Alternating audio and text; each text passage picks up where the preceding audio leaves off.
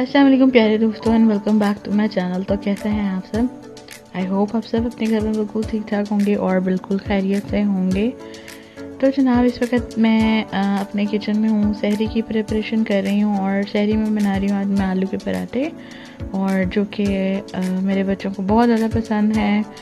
किसी भी टाइप के स्टफ्ड पराठास हों, आलू के पराठे हों, कीमे के पराठे हों, कोई भी वेजिटेबल से रिलेटेड या कोई दाल के हों, तो बच्चे बहुत शौक़ से खा लेते हैं और मदर्स के लिए भी बहुत कन्वीनियंट रह जाता है। उनको आराम से ये बैठ के खा लेते हैं, इसको रोल करके खा लेते हैं, तो मुझे भी बहुत आसानी हो जाती है, मुझे ख़ुद नहीं खाना खिलाना पड़ता उनको। तो जनाब यहाँ पे पराठों की तैयारी हो रही है और इसके साथ ही साथ मैं लस्सी प्रिपेयर करूँगी बच्चों के लिए।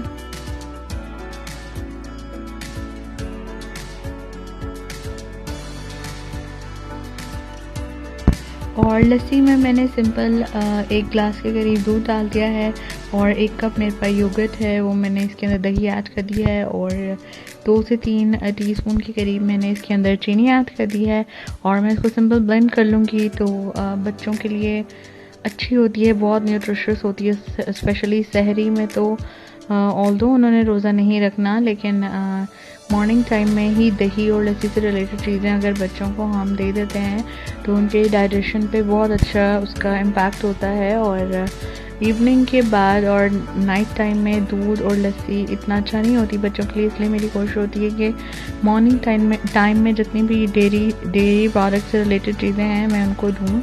माशाल्लाह जब से बच्चों ने साथ सहरी और अफ्तारी करना स्टार्ट की है तो डिफरेंट टाइप के क्वेश्चंस पूछते हैं कि मामा रोज़ा क्या होता है, हम रोज़ा क्यों रखते हैं। और यही मेरा मेन पर्पस था बच्चों को साथ सहरी और अफ्तारी करवाने का, ताकि उनको पता चले कि रोज़ा क्या होता है और हम क्यों रखते हैं। सो जनाब सहरी कर लेने के बाद मैं डायरेक्टली आ गई थी अपने वॉशिंग एरिया में, जहाँ पे मैंने अपनी वॉशिंग मशीन को डीपली क्लीन किया था और इसकी डिटेल वीडियो मैंने आपके साथ शेयर की हुई है। अगर आप देखना चाहते हैं तो आप इस आई बटन को प्रेस कर दीजिएगा, तो आपको उसकी डिटेल वीडियो भी मिल जाएगी कि अपनी वॉशिंग मशीन को हम किस तरह से डीप क्लीन कर सकते हैं और किस तरह से इसको हम केयर कर सकते हैं और किस तरह से हम इसको मेंटेन कर सकते हैं। तो जनाब वॉशिंग मशीन की क्लीनिंग के बाद जितने भी कपड़े थे उनको मैंने अच्छे से फ़ोल्ड किया, जो धो के मैंने रखे हुए थे ड्राई हो चुके थे उनकी फ़ोल्डिंग मैंने की और साथ ही साथ यहाँ पे बच्चे खेल भी रहे हैं। तो इसी तरह होता है, मदर्स साथ साथ काम करती हैं और साथ साथ बच्चों को संभालती हैं, और बच्चे भी जिधर माएँ काम कर रही होती हैं उधर उन्होंने ज़रूर आना होता है, तो उनका भी दिल नहीं लग रहा होता अपनी माँओं के बगैर। तो साथ ही साथ बच्चों को भी अटेंड करती रहती हूँ मैं और अपने घर के काम भी करती रहती हूँ।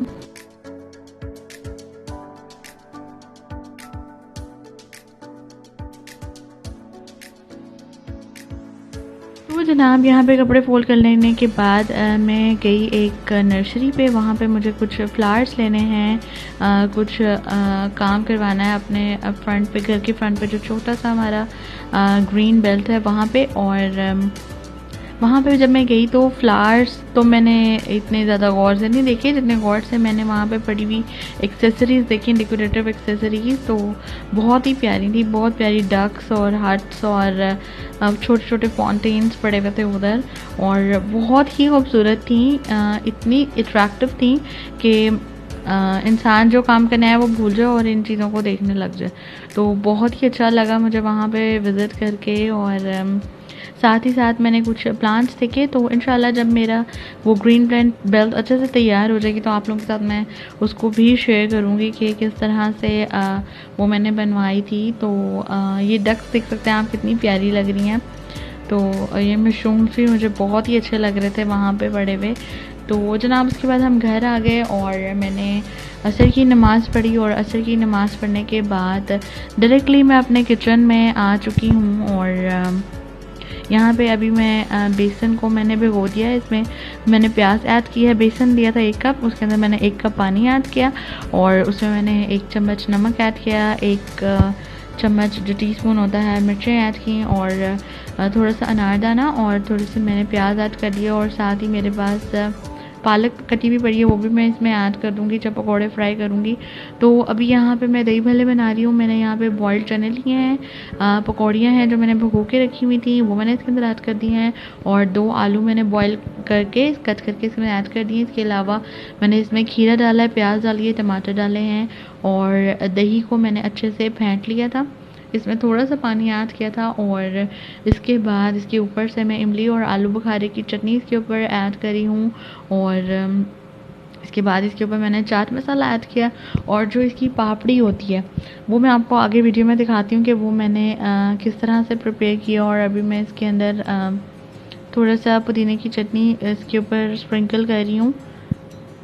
और जनाब यहाँ पे मैंने अभी ऑयल गर्म होने के लिए रख दिया, और जो मैंने समोसे प्रिपेयर करके रखे हुए थे वो मैं 1 बाय 1 फ्राई करती जाऊँगी।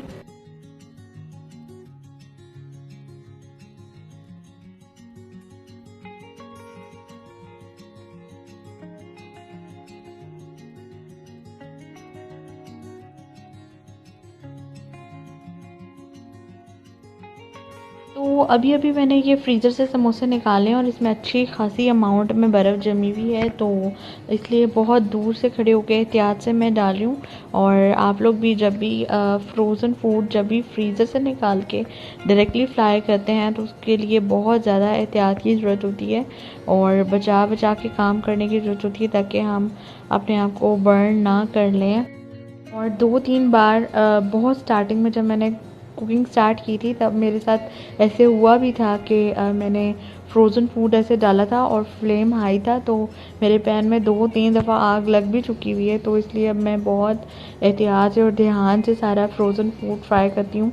तो जनाब अब यहाँ पे समोसे बिल्कुल फ्राई हो चुके हैं, और इसके बाद अब मैं यहाँ पे पकौड़े बना रही हूँ। और थोड़े से मैंने प्याज वाले पकौड़े बनाए थे, और जो बैटर बच गया था उसके अंदर मैंने वो पालक जो काट के रखी हुई थी वही उसी बैटर के अंदर मैंने ऐड कर दी थी, और उसे मिक्स करके मैंने यहाँ पे पालक के पकौड़े बनाए।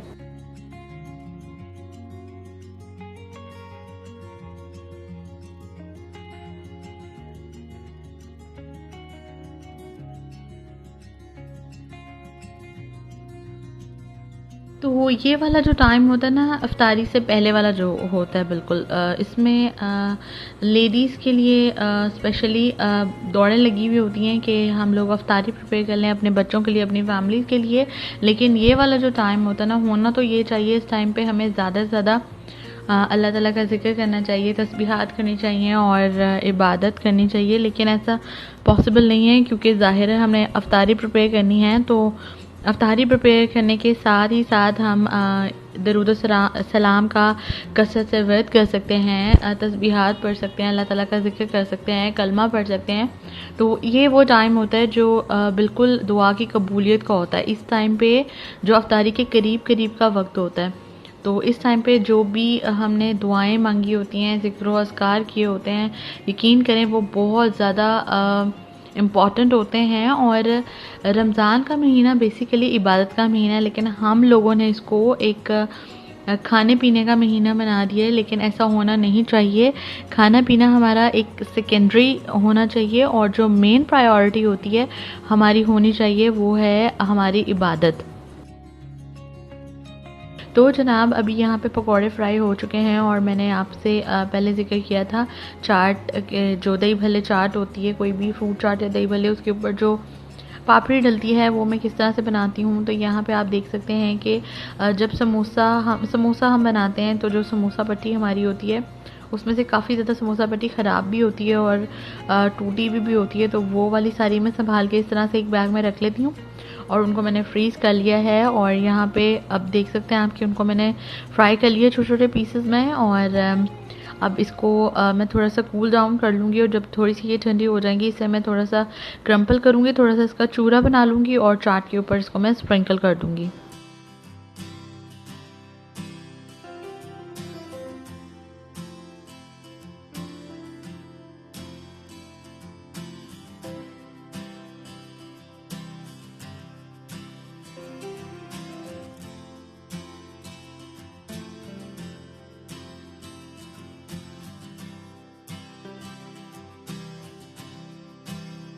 और यहाँ पे मैंने अपनी सारी टेबल सेट कर ली है और अब अफ्तार का टाइम हो चुका है और अब हम अपना रोज़ा अफ्तार कर रहे हैं।